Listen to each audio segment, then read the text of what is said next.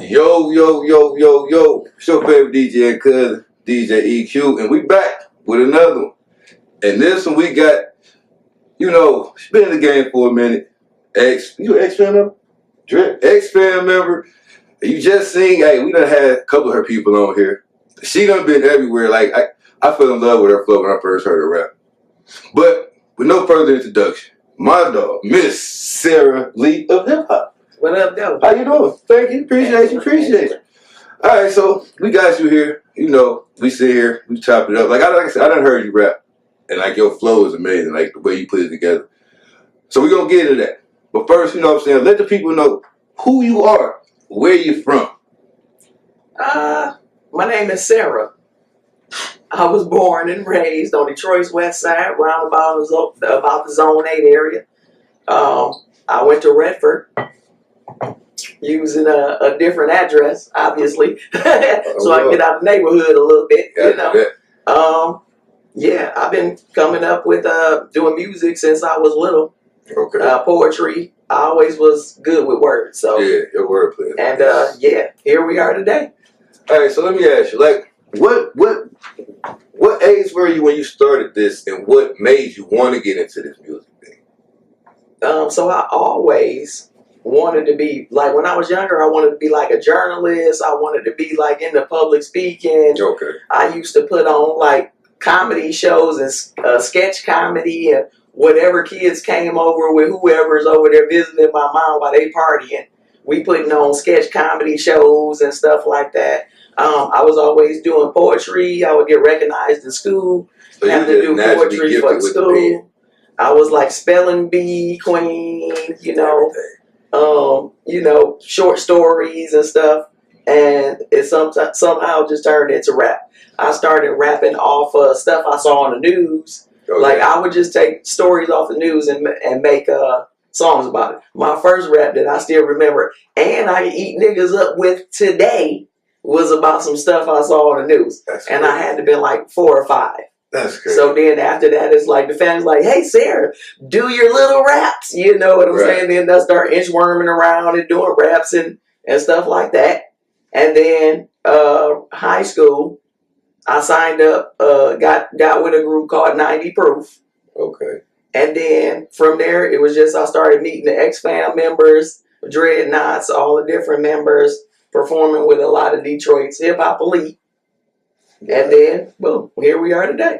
So, like, what's some of your influences? Like, what's some of the, like, hip-hop influences? I mean, 'cause you've been in it from what you just said forever. Mm-hmm. So, like, what was some of, like, the early music that had? The early music, so, honestly, my grandfather, when I'm riding with him, he listened to, like, Canada radio. So, you get all that mixture of jazz, country music, talk radio, rock and roll, you know what I'm saying? I actually was introduced and liked rock and roll before hip hop even really started for real. Oh, yeah. I was a bigger rock and roll fan of all the loud, obnoxious guitars and being able to say what you want and express yourself different. And then it was like Cool Mo D and all of that came out. Miss Melody, Queen Latifah, MC Light, all the gang. Right. So you just all of it. And then when I got introduced to Death Row and Wu-Tang, that's when my little rapidy raps took a turn. And they got a little more harder and a little, more aggressive. Then we transitioned to where I done mellowed out a little bit. Big with the education, big with feel-good music, and where I am today. I can tell you, soon as somebody hear you rap, they can tell, oh yeah, she ain't stupid. She's just not like, you know what I'm saying? Like the first time I heard you, I say the way you put it together, the words you choose to use. It's what really just captivates. Like it's gonna catch. Like so when you start. So was it as being a lady in this game? Do you bump into any if the trials and tribulations, like real trials and tribulations, like you be hearing? Like you hear a lot with the ladies, like it's harder to get in and this and that. Do you go through those same issues?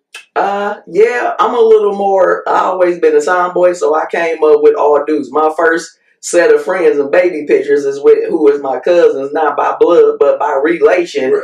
From our baby pictures, I had a group of 4 dudes that went everywhere and we did everything. I climbed trees and I fought and I wrestled, So and you know what I'm saying. At that point. So and then school, you know what I'm saying. All my dudes was I hang with real dudes, grown ass men. You know what I'm saying. So I learned a lot of stuff and how to protect myself earlier by not being a hoe or not being related in these groups as somebody's boyfriend, girlfriend, or whatever. Right.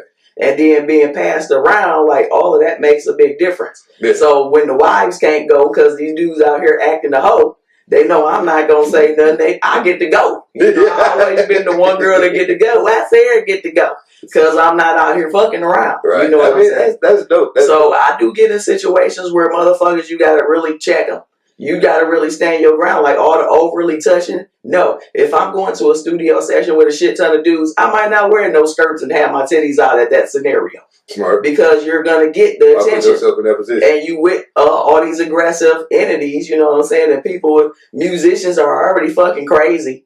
So I don't be in the rooms like that. I might be cute, but I'm not trying to be out there like that with that sexual energy. You gotta cut it down when it happens. Somebody touch your knee and you don't fucking like it. You gotta tell them right there. You can't make it a habit. Not every time he see you, he grabbing your knee. You gotta shut it down. And sometimes I'll be damn near having to fight niggas by just saying, keep your hands off me.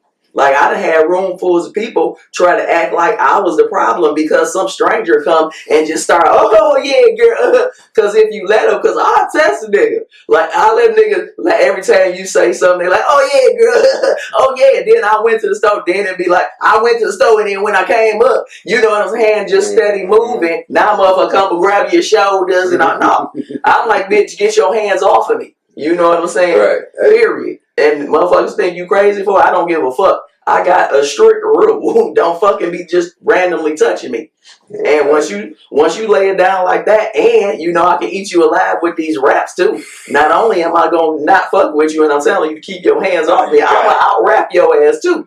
We writing. I'm gonna have my shit done, boom, first and foremost, and it's gonna smash you. So when you come like that, motherfuckers gotta respect it. Okay, there it is. I mean. Simple. I mean, it's a process of getting people to understand, and you know what I'm saying. But when you lock in, and it's the people you with too. Okay. Certain energy you can't just be in the room with like that. If it's nasty, dirty energy in the room, every time I fucking show up, I won't show up no more. Smart. Either they gonna be gone or else I'm gonna be gone. That's smart. That's smart. That's dope. I like that. So okay, so what is the process like? Did you go through going to the hip hop shops and all that? I didn't make the hip hop shop, but yeah, pretty much bullfrog. I've been through the open mic channels. Right, yeah, that's what I was trying to say. I didn't want to say the chitlin circuit, but yeah, the open mic channel. My ties back in the day, you had Bullfrog, Old Miami, 5E Gallery, which I just missed that one too. Yeah, you know what I'm saying? I've been all over the place. Division Gallery. All around. So was you like battling? Have you been to like battle? You were just going to like not considered battling. I never went in battle, but when you get on the stage with a bunch of motherfuckers and you freestyle and shit, somebody gonna be the best. That part. And I ain't gonna be the worst. There it is. You ain't gonna put me down there. I'm gonna be up in that number 1, 2, 3 or whatever I do. As far as any music, and I stand on that in any room or anybody that's the best or whatever, the legends, I don't give a fuck. If it's 3 of us rapping, I'm going to be in that 1 or that 2, period. Hey, bottom fucking line. There it is. I mean, nobody really is third person. Nah, I mean, even though third is a respectable position, just not for me. You know, it's a respectable spot. You're not number 4. I mean, yeah, you're right. Number 4, you're right. Especially as far as the words, the lyrics, you know. That's my thing. And like you come doing open mic, you do so many different, like you said, you poetry, so it's like your pen is just. That's all that. When I was little, that's what I did. You know, I had a notebook everywhere I went. When I got bored, I had a whole page of the letter A in cursive and regular. I had all the words that I like. I would look in the dictionary. And I start at A, and I just write down words that I like, remember the meaning, and then try to put them in a rap. And then, you know, I had notebooks of just handwriting, or just words, or just That's just what I did. That's dope. So by the time I got to high school, I can't imagine I learned too many more words. I was just about to say, you was already just all these third grade words. Shit, them bitches was 3-4 syllables. That's crazy. That's crazy. So like being in a, because it's like it's not many ladies in the Xfam, but being one of the ladies in the Xfam, like you going to these different like events, and y'all they look past you until you get to rapping, and then they be like, oh shit. Yeah, but a lot of that is me because I'm truly an introvert. I really hate public speaking. I don't like being in rooms full of people, you know what I'm saying, unless they near and dear to me. You know, that's why I excel in a lot of rooms I'm in too, because I'm very selective. I cultivate every room I walk into. Right. From family, certain family, hey, I'm calling you, I want to see you, I want to see you, I want to see you. The motherfuckers that's not there ain't there for a reason. And it might not even be a bad thing. Maybe I just want these certain energies at this location. And if I want their energy, then I go deal with them. I deal in small cells of people as far as being intricate with people. But in a room full of people, I turn on like a mug. Right. Everybody gonna have a ball. You know, it looks like I'm an extrovert. It looks like I don't have anxiety in rooms full of people, but you know what I'm saying? So that's always been a problem. A lot of the stuff I do it secretly. Like I got so much music that nobody have.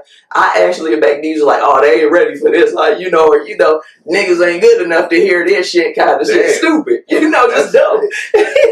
So when people do hear me go off that don't know about it, people be shocked. Or they don't want to acknowledge what they got sitting in this room with them. And I'm cool with that. I like to be the underdog. Man. I be in them rooms, in them historic rooms that behind the scene didn't get in the picture on purpose. Tons of rooms over the years, low key. But hey, when it's my time, it's my time. That's dope. Like that's dope. Cause I never took you as an introvert. Cause I'm like you always. Yeah. Right. But now that you explain it, that makes sense. That makes total sense. You I put the people out, the energy I want around. Yeah. Especially when I need to make calls and get people in the room, I'm really selective. Like, oh, they get along well. Oh, this person is great. They know how to, hold the conversation and not over dominate and irritate people in the room.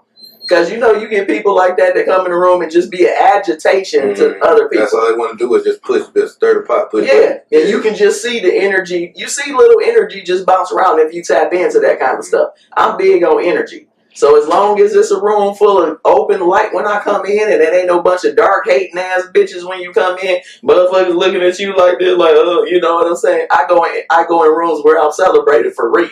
Or you would never see me. I like that. I must start implementing that. You got to, because it feels great. Man. I feel great in every room I'm in. I ain't got no hating ass bitches. What is a hating bitch? I ain't seen one in a long time. And see, that's what I was leading up to. Like, do you get the hate from other women in the game? When I go do shit, like I pop up on people. Okay. If you have an event, I might not even tell you I'm coming. I might just pop up, see some shit on Facebook, and I go pop up solo by myself. Because I like to see how people going to react and treat me by myself. Gotcha. Coming somewhere and then you sit down at a table full of people and don't nobody know you. How you going to treat me then? As opposed when I walk in with all your legends, all your favorite rappers. Right. You know what I'm saying? Okay. I do that before, especially if I'm going to bring family out. If I'm going to bring my mom out to an event and show some support, I want to go survey it first by myself. That's how I get a feel of the energy. Now, I done snuck up on whoever the promoter is, so I see how you interacting with people. You hear them conversations where they don't think you paying attention, and I'm tuned in. You dogging the shit out this motherfucker, telling all the stories that I need to hear before I introduce you into my energy and into my energy field of people. I like that. So, and then I sat down with tables full of bras, be like, yeah, we partying and shit. You become part of or them hating ass bitches, everybody, making them comments, who is this, kind of shit like that. Or niggas is overly handsy or overly, you just gotta survey shit. Right. And that keeps me really grounded. Keeps me in the know about a lot of people. Ladies, I hope y'all heard that. That makes it so much easier. Research. Because don't nobody know me until I grab that mic. I come in and I'm humbled in the mug. I go sit in the darkest corner, in the darkest room, go straight to the bar. When I come in too, because usually when I'm coming in these clubs, the the fucking anxiety kicks in. What I'm about to deal with today. First thing I do is come in that bitch and go usually to the bathroom because it's all the way in the back. Mm-hmm. So I come in, power walk on through, see who I can see, let them see me, and then go do my little round. Then I'm coming straight to the bar, get me a drink or two. Walk through again a couple times. See, you know what I'm saying? Right. I got a system. Okay. And I go in there and I survey all them energies. I can feel them energies before they even feel me. And then when you hit that mic, it's like, I didn't know. Man, listen, I know how that goes. It's a great feeling. It's like incognito. I can go vanish mode. You said I can just creep. That's dope. That's dope. That's dope. That's dope. So, like I say, so you don't deal with no drama. Okay, hold on. Hey, we right back after these messages.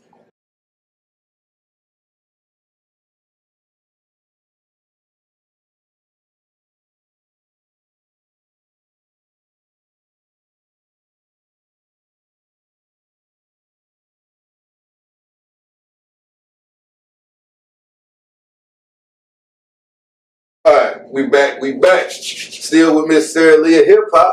Yo. All right, so we got touched on a lot of things. Let me ask you, when it comes to your creative process, when you hear a beat and you start to, this is where I want to go with it. What is it you listening to when you hear the beat? What makes you say, "Yeah, this is the beat I want to rap to"? The energy again. Again, it's the energy. Usually, so I go through so many beats, and there was a time where I just would hoard all the beats from all my favorite producer that I just love. Right. But now I got so many beats, it's like I don't want to waste them. I do want other people to still be able, because I got a dope ass selection. Okay. My ear is dope. When it comes to choosing beats, I'm gonna choose the best out of the bunch. Right. So I started hoarding them. I'm like, nah, I'm not gonna do that no more. Just because now I'm just sitting on so many beats that's dope that I haven't did shit with. So if something start singing to me as soon as I hear the beat, or if I can come up with like a dope ass line just off the top that just pop in your head and just start singing itself. If I can come up with a dope ass line or like a hook or something repetitive that I can turn into a classic, then I select that one. And then I go through the selection of those. Maybe I hear 3 songs off 3 different beats. Then I go through the selection from there. That's dope. That's dope. Like, yeah, that's the most thing. Because if the beat don't talk to you, it's you. To me, I can't do it. Now I can. Over a time period of me listening to it, I can sit there and make myself think of something in any beat.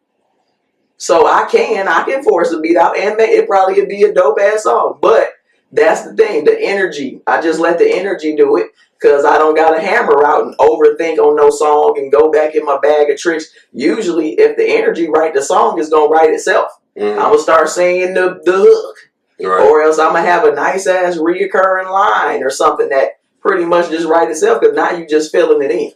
Right. And it's done natural, it's done organic, as opposed to me sitting up and overthinking and, burning a lot of time that ain't necessary with this music shit because it just fall out the air into my brain, into my pen. Okay. So what's your thoughts on how music is today? How it's like, it used to be like, I know back when you first, it was like 5-minute songs. So now it's like, a whole album is over in like 25 minutes. Yeah. So how do you adapt to that with, still making sure you put with everything you want to say? So pretty much I just I try to think of every song as a masterpiece. I'm trying to make masterpieces, not just songs. And a lot of songs that they squeeze it into this little 1-2 minute beat because they repeat the hook 17 times. Or they got some little juvenile ass surface level stuff. I give you pieces of my soul in these songs. Can't nobody recreate this. I'm giving you life experience. I'm giving you knowledge that you learn from getting hit over the head. I'm giving you words like decades of me writing words. Right. You know what I'm saying? Looking in the dictionary and looking up words and remembering them. All of that is something that can't just be surface. Okay. I like to make a whole masterpiece. I like to have a topic that people ain't dealing with. I like it to be something internal, something that you can feel, and then I build off of that. That's dope. Okay. So I can have a 6-minute song because you're going to get a bridge, And then you gonna get a bridge. You might get some rapping. You might get some poetry. You might get some jokes. Skits and stuff. Right. Yeah, I have I listened to a couple of them. It's like you're one of the few rappers that would, in the middle of a damn song, break down and drop some poetry. Like, what the hell? That's a hell of a transition. But it's dope. It all comes together. That's right. fire. So when you're doing that, you can have a 6-minute song. Right. You just can't have no 6-minute song or shake that ass, girl, shake that ass, girl, shake that ass. And one of the worst things I think is a trend now, because the songs really ain't talking about shit, is repeating the hook like 20 times. Mm-hmm. You do the rap, then you got the hook, then you do this, and then you got the hook, and it don't be no different hook. Mm-hmm. At least if you're going to have repeated hooks, change the end of it a little bit. So, it kind of change it up a little bit. Don't just say the same shit 20 times. We get it. 3 hooks tops is fantastic in my opinion for most songs. That's a lot. 3 is a lot now. That's it. Especially if you got 4 or 5 sentence hooks. Yeah. So, maybe one at the beginning, maybe one at the end. Hell, say it one time in the middle. You got to change it up now. Now a 6-minute song with a shit ton of hooks is horrible. Sure. But how we might have 4 or 5 people rapping, one hook at the beginning and maybe a hook at the end, and a 6-minute song like that, where everybody just spitting behind each other going nuts. That's okay. You will listen to that because you get changes. I got you. Now, have you ever heard a song been on a song and you heard somebody go so crazy make you want to redo your flow? Hell no. Never. No, I ain't gonna say that. Well, no, not really. It just be like, I could kind of just touch up this little part here or there or something like that with a couple people. Like Conflict, he done had a couple verses. I felt like he tried to trash me a little bit, Right. Bazzo the Great, we always in competition, a little bit, who try not to be the worst on the song. That's the competition. That's what pushed. Other than that, really, I'd have heard people want to change their lyrics because of mine, and I done seen them do it. So you done watched them do it. They know who you is. Mm-hmm. Let me think. Have I did it? No, I ain't do it. But no, because I understand. I don't understand the concept because if it's done, it's done. I ain't doing all that. Mm-hmm. But like I say, when you come on there, it'd be like, whoa, hold on, man. She just counted. Just give it your best. You give it your best. If you give it your all and you worth your salt and what you saying and doing, you ain't never gonna have that problem. I don't have that problem. So do you write on the spot, or do it be like some shit you already had before, or do you just be like a combination of the two? It's a combination. I started, and what most of the time I like to do is take the beats and have them for a while and just touch up on them and stuff. But we making songs so fast now, we sitting there writing them on the spot and recording them. Right. And then basically just coming back and touching them up when we actually know the song and stuff like that. It might take me, lately, it's been 30 minutes, maybe an hour. I'll sit there and craft the song and then we record it. The whole team, Xfam, that's how we've been doing it. Sit here, write the song, record it that day. So I'm not getting the luxury of taking that time to write the songs no more just because of time. But I do still have some songs I've been crafting for years. Mm-hmm. So, then jot a little bit here, jot a little bit there, here's something to add to it, and then, so it's definitely a combination. Okay. So do you feel like, I probably done said this before, but do you feel like since you doing them on the spot, does it change the bars that you do? It does. It does, because those songs that you can sit there and build on for years, they take on special meaning. Mm. And, you basically catching nuggets when they come to you, and you might not even look at the song for a year, then come back like, oh, let me add this 3, 4, or 5 bars. Right. At the end of that, you got something that you thought on way longer than the hour-long process, and then hit the studio and record it. By the time that song that I've been building on for years is recorded, I know it already. So I'm going in the studio to record it with a different energy. It's going to take less takes. I got my background vocals that I probably been humming to myself over the years that it's been taking me to finish this song. So it's different than the one that you really got to get familiar with before I even come back and really want to do my backgrounds. And so you can hear a sing to you like, oh, I should put this there. Right. You don't get that luxury with the songs that you build right there on the spot. But luckily, if you're doing it with a team, a lot of them can fill those in. Mm-hmm. Like, you should put this here. Or, you know what I'm saying? Building like that. Yeah, that's dope. How do you feel about punching or just punching every bar going straight through? I like to go straight through just because I want to be able to perform that song. And from the recording, that starts my practice of what I would do on stage. But I do see the use of people. I've seen people that punch every line. One of my homeboys, I can't remember, we was just talking about this too probably a few months ago. He punched every line. But every line, he gives it a fresh energy. Fresh breath, fresh energy. So each line is high energy. You're not out of breath on no line. It always is up here. As opposed to me trying to run straight through it and running out of breath. Right. You know, I hate having to punch because of that. Okay. When I write a song that's supposed to go nuts all the way through, I want to be able to just go nuts all the way through in one take. Okay. But I will punch because after a while it get irritating. Like, fuck, damn it. Yeah, I'll be like, damn, I'm just going to punch. Okay, so ghostwriters. Because it seemed like the ladies get frowned upon for having ghostwriters, and it seems like it's a difference. Like, so how do you feel about ghostwriters? For certain entertainers. Okay. Entertainer versus MC is different. You know what I'm saying? Okay. I'm an MC. I'm not even the greatest entertainer because I really just go up there as plain old Sarah in some nice clothes, still fucking anxious about all these people. Right. You know what I'm saying? Trying to remember the lyrics. But the lyrics is what's going to catch you. Right. I'm going to snap you and mesmerize you with the lyrics, but I'm not trying to be doing no bunch of bouncing around and, you know what I'm saying, all this kind of shit for the most part. Okay. But entertainers, that's what they do. They go up there and that's what they do. They captivate, they dancing and they energy and maybe they don't know how to hit those lyrics the right way.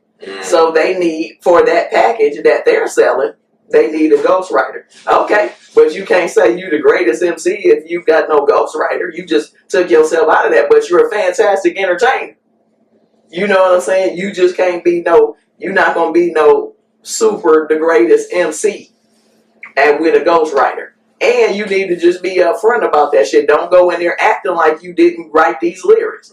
Like they didn't shop you this song and somebody wrote that shit. Don't have no conversations out here about being no MC because you ain't. You know what I'm saying? You didn't build that shit. Can't nobody write my songs because they're carefully crafted out of a life. This is my life. You can't recreate me. I can't nobody else do that. Like, right. This person could be manufacturer. That entertainer that you just give them a sexy few outfits. You can make them, mold them into whatever they want to be. Hell, you can change their name. I'm going to change your name to Suge. You know what I'm saying? I got a whole damn life out of built under Sarah Lee of Hiphop. And then motherfuckers like, no, you just going to be Suge. And we gonna have this man write these lyrics about you popping your pussy, and you rap that. You know what I'm saying? That's not how MCs do it. You know, we can't be recreated. The ghostwriter, artist can be recreated and manufactured. Anybody can stand there and sing somebody else's songs. Facts. That's right. So how do you feel about the ladies and the popping their pussy off every song? They're like, instead of rapping, it's like they just selling sex. I think it's an embarrassment. You know, it's bringing the culture down and letting these little girls think that selling ass is, cool and everything. But I mean, people's buying it. Yeah, that's what I say. Supply and demand. Talking about the guns and all that, the drugs and all that. Basically, if it's your lifestyle, that's what you're selling. In your entertainment. Whatever your gift is that you sharing with people is based off on your life. So if you selling ass, then hell, sing about it. You shooting, if you really out here shooting niggas like you claim and got the tech and you shooting up blocks every week, I don't know why you ain't on America's Most Wanted and you just chilling in the hood. But if you doing that shit for real, then rap about it. No, don't rap about it. But I'm saying, this is life. This is what people is doing. We selling our lives here. So if you're really doing that, then do it. But don't be out there talking about you shooting off texts and shit. And ain't nobody heard none of that shit on the news, nigga. You ain't killed them 17 people. So quit lying, you know. True indeed. I fucks with. All right, so what you got up? So, matter of fact, videos. Why you don't have no videos out here? That's that incognito shit. I ain't even gonna laugh. I've been working on some stuff though. I got some videos in the works. I got a few of them that's just I couldn't get them how I wanted them, and it was just a lot of issues with it. I got a video. Miss Corona shot a video for me. Can't Stay, produced by Flaming Laces. That's on YouTube, all platforms. Look that up. I've been sending that one around. I got a few little things I'm working on. I'm trying to get some content out here. Yeah, because content is like right now where music at, you could be the hottest rapper, but if you don't got no content, it's like that's that incognito shit. But I'm working through that. I'm gonna have tons of shit out here now. But I always been a secret weapon because I've been so incognito, and I have played that shit like a fiddle all the way up until now where I need all this shit, you know, since niggas don't know my name. They're like, who the fuck is you? Oh, I only been there in the last 25, 30 years, nigga. So, that part.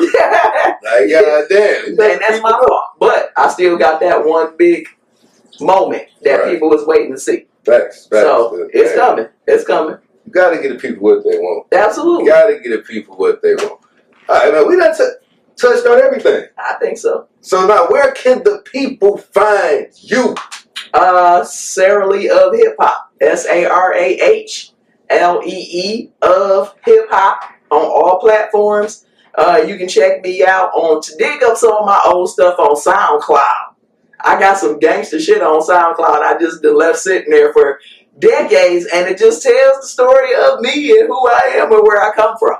So I also got a ton of stuff on YouTube. Straight Bacon, the EP, Straight Bacon, STR8 BAKIN, the mixtape and the EP that's out on all platforms. I got some stuff I'm probably about to drop in the next few weeks, actually. So yeah, just look for me. I'll be there. Now, one more thing. You gotta get a lady some game that's coming up in this game, that's trying to get up in this game.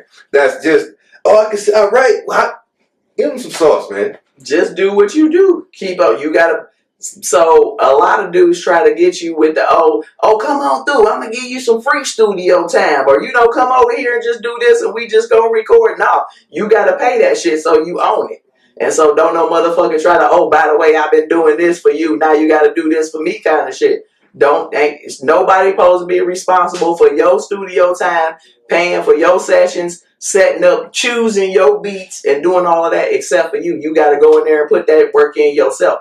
Don't let nobody tell you, I'm going to take you under my wing and we going to do this and we going to do that. You got to own your shit, set that in motion from day one and stick with it. And then at the end of the day, you done built some shit.